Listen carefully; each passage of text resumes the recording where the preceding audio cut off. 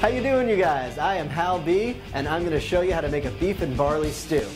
Now, a lot of people think that that sounds really complicated. There's no way I'm going to be able to make something like that. But actually, if you break it down into its individual pieces, it is so much easier than you think it is. So let's get cooking.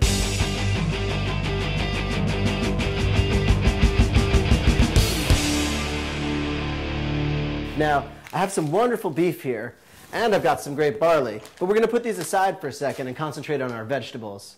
Now, what I have are carrots, celery, and onions. And the French even have a name for it. It's called the mirepoix, but we call them aromatics. So what you're going to do is you're going to take your carrots, I've got 4 of them, and you're going to chop them up into slightly bigger than bite-sized pieces. That is easy enough to do, right?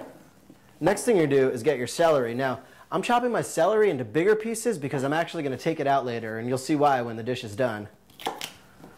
So you can just cut it into 3s. And then as far as the onions go, cut it into quarters. Just take off the ends. And then while you're here, if you've got a couple cloves of garlic hanging around, you might want to take those and smash them. So once you have your vegetables chopped, you can just take them and sweep them into a plastic bowl and set those aside.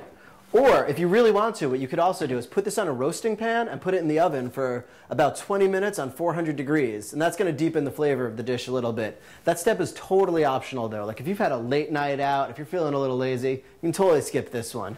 Let's move on to our beef.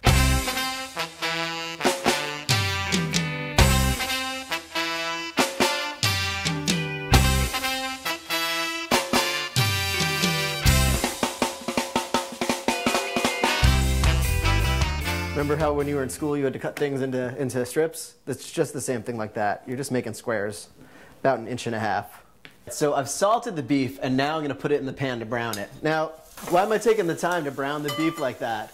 Well, what this does is it creates something called the Maillard reaction, which is a lot of scientific mumbo-jumbo that you don't really have to worry about that much. But if you're interested, totally cruise over to the internet machine and find out as much as you can about it.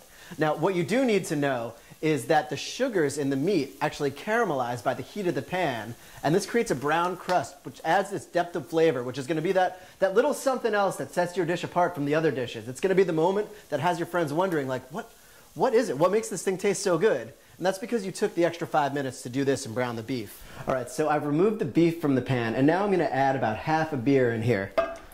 Now, what this is going to do is it's something called deglazing. You basically melt all the brown bits that stuck to the bottom, all that extra beef flavor, and you're going to melt that into the beer, which is going to be the basis for the stock that we're going to cook it in. So we've got the beer deglazing the pan, and now we're going to put everything together. So I've got the beef that I browned so awesomely before. You're just going to put that in there.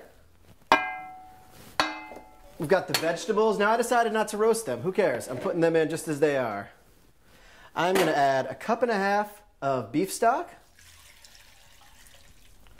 I'm going to add 1/2 cup of ground tomatoes, a cup of water, and then I'm going to add some herbs and spices here. I'm going to add some Italian seasoning and a little bit of dried thyme, about a tablespoon of each, and you just kind of grind it up and put it in there. You can add some cracked pepper if you have that on hand. And then for the final thing, just 2 bay leaves. And then all you do there is just stir to combine.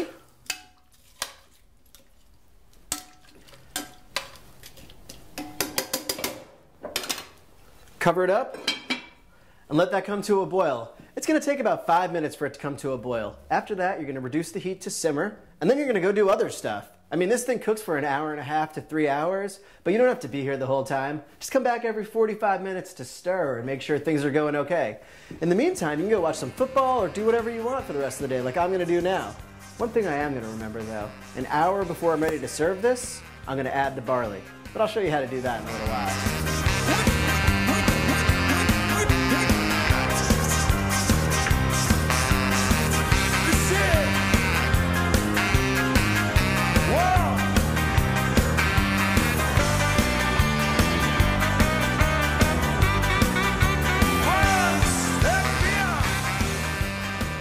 The last step in making this dish is to add the barley.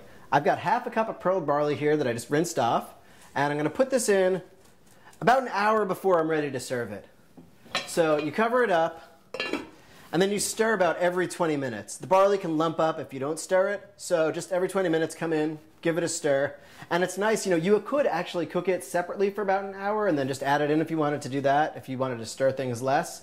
But I love cooking the barley in here because you're going to pick up all the flavors that we've been working on all day. Once the stew is done, all you got to do is pull out the bay leaves and any big chunks of vegetables. I mean, remember how I cut the celery a little bit bigger before? That's because I don't really like the texture of celery in a stew that long, so I take it out. You can leave it in if you want or take it out. What you have to do though is ladle it into a bowl, grab an awesome beer and some crusty bread, and sit down and enjoy this.